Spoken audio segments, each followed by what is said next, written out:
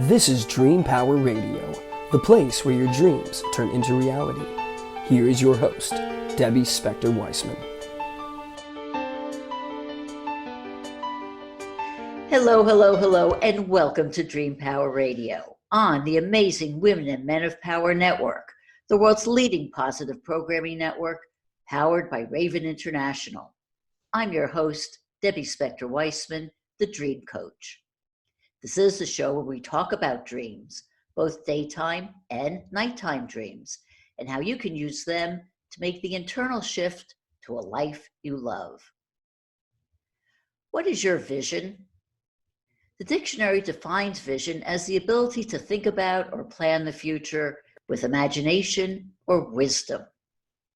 Do you do that? Or do you just roll the dice and see where life takes you? Well, if you're a regular listener to this podcast, you already know that you have the power to control your life. In other words, leading yourself through life instead of having life lead you. And it's not always easy to do this. Believe me, I know. But fortunately, there are tools out there that can help us keep us on the road to our goals. One of these tools is the vision board. And we're going to discuss this with my guest today, Daniel Olexa.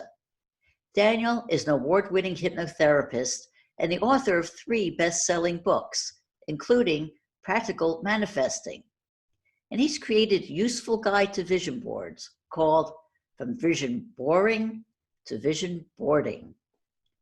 Welcome to Dream Power Radio, Daniel. Hi, Debbie. Great to be here. I'm glad to have you with us today. So, Daniel, what makes vision boards so powerful? It's a constant reminder of that thing that calls us forward, that sometimes it's just a sense of, I feel like life can be better in some way, or maybe sometimes we have a clear idea of, I want a red Lamborghini, and the way to keep that red Lamborghini in the presence of my mind is to have a picture of it somewhere that I see it every day to remind me of that thing or that event that I want to manifest in my life. The vision board actually helps us to connect the power of our subconscious mind into taking focused, intentional action toward achieving that goal. Is there any scientific proof behind the effectiveness of vision boards? I'm sure there is somewhere. More than anything else, I just hear the stories coming back from people that I put it on my vision board and suddenly it manifested almost as if by magic. There's the story that I think has been since disproven as just a story about I think it was a Harvard class or a Yale class back in the 20s, that 100 people in the class, and of the 80 who wrote down their goals, most of them achieved it, and the 20 who never wrote down anything didn't achieve it. I think that has now been pushed off as apocryphal, but at the same time, the idea that if we don't put it out there and don't anchor in some way in the physical world, either writing down or putting a visual connection to our goals, we just meander through life, not taking focused action. Mm-hmm. Maybe there isn't scientific proof. Maybe nobody's actually decided that there needed to be any, but there are a lot of anecdotal stories. There's one that I know of a woman who made a vision board because she wanted to find a husband. And, she put up all these pictures, including she found a picture of someone who looked like the kind of person she wanted to be, wanted to have as a mate. And few months after creating this vision board, she was on a business trip and walked through the lobby and came across a man who looked just like the man who was in her vision board. And through a series of events, they got to meet and talk with each other. And long story short, they got married. And to this day, they're still married. So, that's one anecdotal story of how they work. Do you have any other stories like this? It's funny. My vision board, the one that I did 2 years ago using the process that first connected us, there was a slide in there, a place in it for public speaking and teaching. I'm a scuba diving instructor. I don't do it anymore, but I did for 5 years. And I knew that I loved teaching. And as I was trying to figure, I'm not sure how it's going to show up in my life again, but I really want that element back in my life. I put it on the vision board, and about 3 months later was presented with an opportunity to teach. And now I teach life coaching I get to travel around the country teaching life coaching. Well, I have a little confession of my own to make. I've had vision boards in the past, and I had one for a while that was in my office when I lived in California, and it was a great reminder for me about this is one I put up when I started to work as a dream life coach, and found it very effective. Then I moved. I didn't pack it with me. I didn't put it back up, and one thing led to another, and I really forgot about doing another vision board until I came across that speech you made a couple months ago. Then you inspired me. I said, great, I'm going to make a vision board. And then, of course, life happens and didn't quite get around it. But recently, I was on a spiritual journey down in Teotihuacan, Mexico, which had a powerful, powerful impact on me. And I came back and I said, no, this time I'm going to make sure that, I'm going to keep those lessons, close to me. So I created a vision board. And on this one of the goals I wanted to manifest in my life is to have more joy in my life.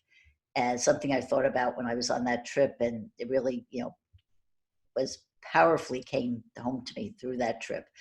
So I did create a vision board and found some nice pictures that illustrated joy to me, and put on the vision board the words that I came up with in this trip, which was, the joy is in the journey, life is a journey, life is joy.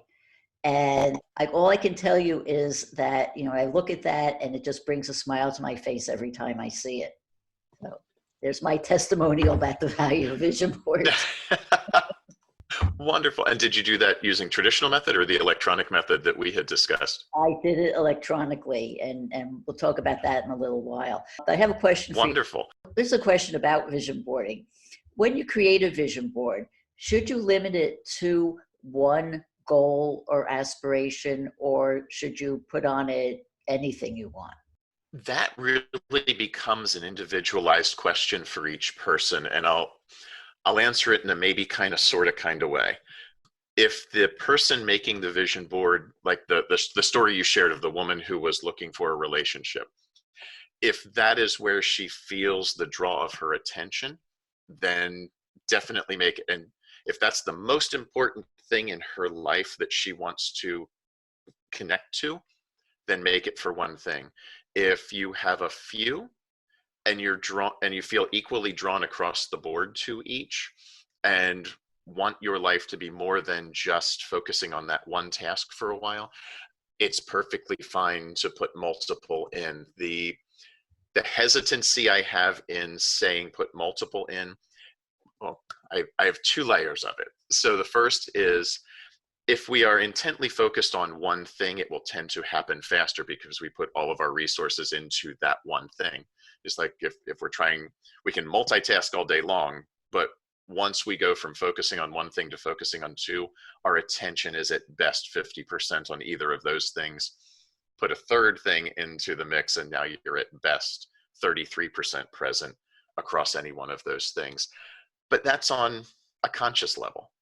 Subconsciously, our subconscious mind is incredibly powerful and can focus on many different things at the same time, which, as you know, as a dream coach, the power of the subconscious is practically unlimited. So if you want to laser focus all of the power of your subconscious into one thing and make it manifest, go right ahead. If you want a very broad awareness and have multiple things, your subconscious can handle it. Maybe if out of those, let's say 3 things, we'll stick with that number. If one of them carries a little more weight than the other 2, maybe make it a bigger part of the vision board. Maybe make it half and the other 2, 25% each, so that your subconscious has some direction into which one you want to focus on with more priority. But vision board it's a personal thing. I can't tell anyone to say focus on one or do others. The vision board I made 2-3 years ago when I first started using this method has about 7 different categories on it. The one that I made this year is focus straight into some things going on specifically for this year. And it's only one thing focused on this year. And is there any time limit on the vision board? Like, should you change it or adjust it, or how do you use it? Most people, I think, in my experience, have set it for either 6 month or 1 year, because we all know that there's the only day of the year that we can possibly change our life is New Year's Day. So we focus in around the end of the year, beginning of the next, to set our intention for the year. You can do it at any time, and if it is something that you want to achieve in 6 months, focus in. The biggest thing in goal setting and even into vision boarding is, when do you want to have it? Because a goal without a deadline is nothing but a dream, and we're not drawing it down into the linear timeline that we're experiencing. If we don't put a date on it, it will just float out there and not be drawn to us in that time frame. Is it necessary to put the date itself on the vision board? I believe so. My personal experience, yes, because that way we anchor it to a specific date. If I just say July 2020, well, there's 31 days in July. Which one is it? And that's a conversation I have with clients when they're goal setting. Oh, I want to get it done in July. Well, when in July? Let's pin this down. An old boss of mine had a phrase: work will expand to fill the time allocated to it. And what he meant by that is, if he gave me a 20-minute project and gave me 20 minutes to get it done, I'd get it done in 20 minutes. But if he gave me the deadline that project wasn't due for a week, I would take 6 days, 23 hours, and 40 minutes. I would still do it in 20 minutes, but I'd wait until the deadline. And we've all had that experience in school, waiting for that exam. We wait until the last minute to study.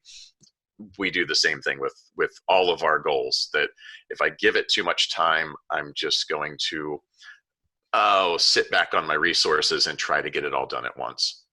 Mm-hmm. How true. So the tighter we can firm it in there, rather than, I want it sometime in my life. Oh, it happened like 2 seconds before I passed away. That's not the way I wanted it there. Not to go dark with that, but no, we want to get to our goals as fast as possible. That is for sure. Let's get down to the practical. Let's say you never made a vision board before. Where do you start? What do you put on it? The first thing you want to start thinking about, and as I talk about the process, is what are the things that draw you forward? What do you emotionally engage with? Because it's all about emotion. We would love to think that we are rational animals as human beings, but we're not. We're emotional animals. We make decisions emotionally. Even though we think about them to no end, we will still make the decision that makes us feel better or makes us feel less pain. So you want to connect to that thought of what is your ideal life? What is the ideal outcome? And then what are the words associated with it? So we want to engage both sides of the brain. So the first would be, what are the words? The second would be, what imagery connects me to that vision? You had shared the story of the woman looking for a relationship. She had a specific type of face that she was looking for in that gentleman. The funny thing about that, until she targeted into that specific face style, she knew it, but it was just kind of floating out in the ether, relatively unclear. Like, maybe I can imagine a man with a square jaw, maybe with Kirk Douglas dimples, who knows? But until she put a visual to it to really anchor that into her vision, that gentleman or some form of that gentleman existed around her entire life.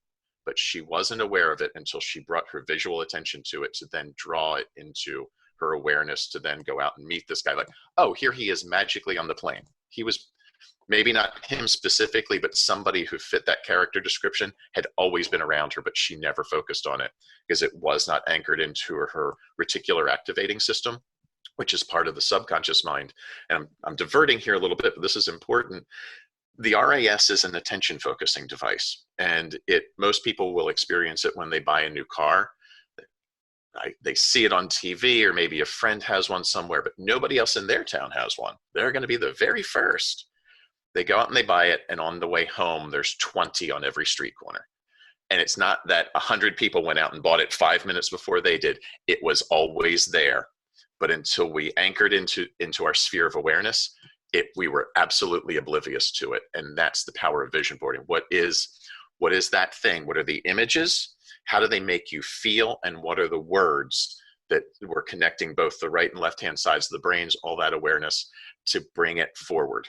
And then, as you go into the vision board with those images, which one's the most important? Maybe make it either the center or the largest image on the board. I have so many more questions to ask you about vision boarding, Daniel, but we're going to take a break here. We are talking with Daniel Olexa about vision boards, and we'll be right back. When is a car not a car? When it shows up in your dreams. Cars are one of the most common dream symbols. If you don't know why you're dreaming about cars or any image, it can leave you confused or scared. But that dream could be a solution to a pressing problem, or an insight into a solution that's been bugging you for years. Go to my website and sign up for a complimentary discovery session, and I'll help you understand why a dream is a terrible thing to waste. Go to thedreamcoach.net for more information. Welcome back to Dream Power Radio with your host, Debbie Spector-Weissman. Yes, and welcome back to Dream Power Radio. I'm your host, Debbie Spector-Weissman, and we're talking all about vision boards. Well, Daniel, is there a place to put a vision board that's more effective than any other in terms of where you place it around? For me, I know a lot of people will put them on their bathroom mirror because we are multiple times a day, or very specifically in the morning when we're walking in to prepare for the day, or at the end of the night before we're going to bed, is a great place to do it because you're seeing it in the morning, setting intention into the day, and you're seeing it at the end of the day before you go to sleep, which is anchoring that vision into your subconscious to process during the evening.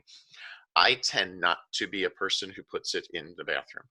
It's just not the space for me. In doing the process the way I do it, where I do electronic vision boards, I save it as the desktop on my computer and also have it saved as the screen on my phone. I can't get away from it that way. I see it multiple times a day, as opposed to only the times when I walk into the restroom. My old one, an old one I have here in the office as well. Yeah, is it more effective the more times you see it a day, or is seeing it once a day effective enough?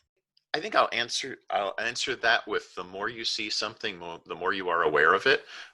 Just like in hypnotherapy, one of the ways that a belief is impressed into the subconscious is through repetition. The more you hear it, the more you take it to be true, the more that connection is made, the stronger it is made. And if I see that thing that brings me joy, I am connected to that joy more and more and more frequently. I will start vibrating at that level, believing it's possible, and draw it into my awareness and into my reality. And do you see it being more effective or less effective to do a physical vision board or an electronic one? The reason I like doing electronic is it takes a number of the limitations off that are present with a traditional board, the print board. I still will print it once it is created electronically so that I have it somewhere in my presence as a physical. I'll carry it with me when I'm on a trip. The big distinction I see between traditional and electronic in the way I teach it is with traditional, I'm stuck with what's printed. I don't, like I mentioned, I'm a scuba diver. I try to find a picture of a scuba diver that is any bigger than that in a traditional magazine, but that's not the way I want it present in my life. I want it to be a big portion of the board. It's a quarter of that original board of this gentleman stepping off of a boat, getting ready to go on a dive. The other thing with the phrases you shared with us at the beginning about joy, those sentences would not be available in any magazine anywhere in one font, and you would have to cut a joy out here, and maybe you find a joy in another magazine. And as we paste them together on those sentences, the traditional vision board might start looking like a hostage note, and that's not the vision I have for my life either. I want consistency in the feelings. I don't want it all jaggled around.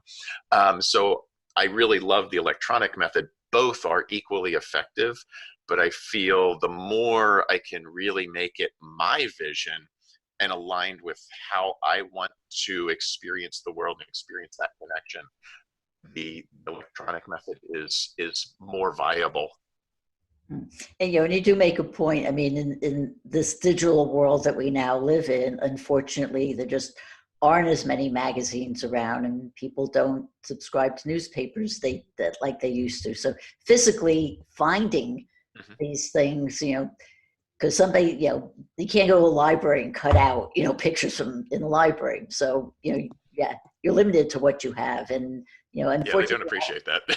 yes, as a former magazine editor, it's sad to see the decline of magazines, but it is a fact of life. So electronic ways are a lot easier also. So how do you make a vision board online?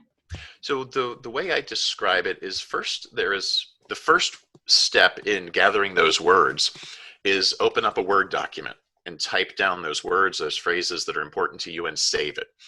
Create a folder on your desktop called Vision Board Materials and save everything into that folder.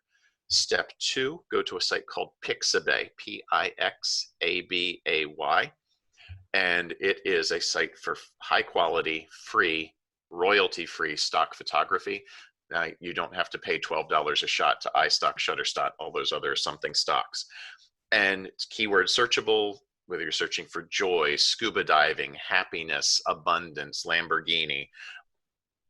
Type in those words in the search bar and scroll through looking for the images that really represent your vision of how to connect to that thing. Download them. It's all free. Don't even need to create an account. You can download for free at this one. Save those into that folder, and then go to a site called Canva.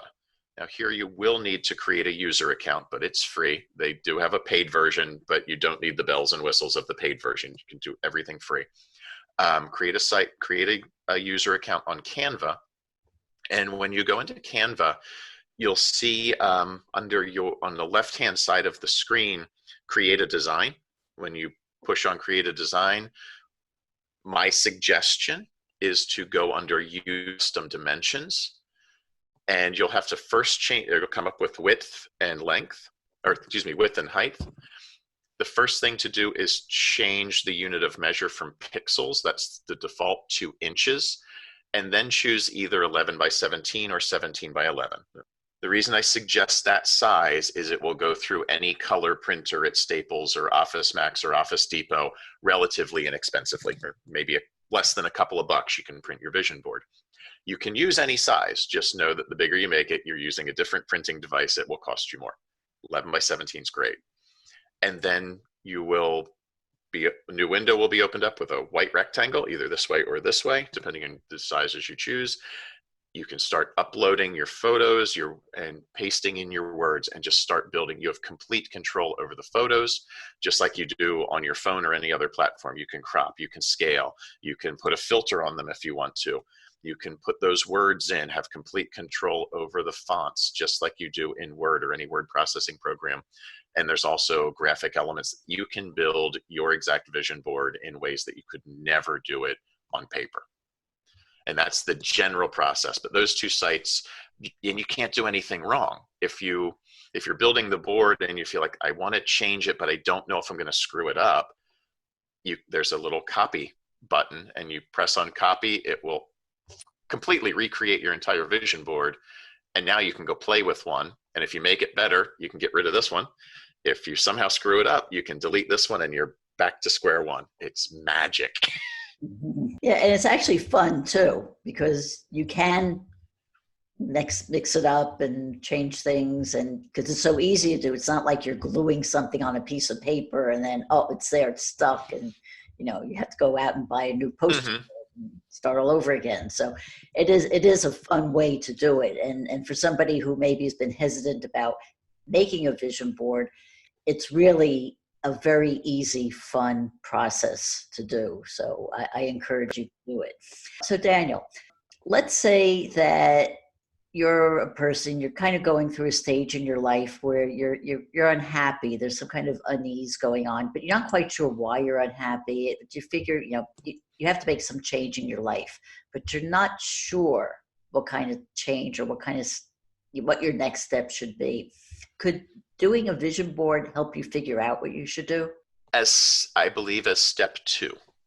because, and it's funny, I have clients who come in that position.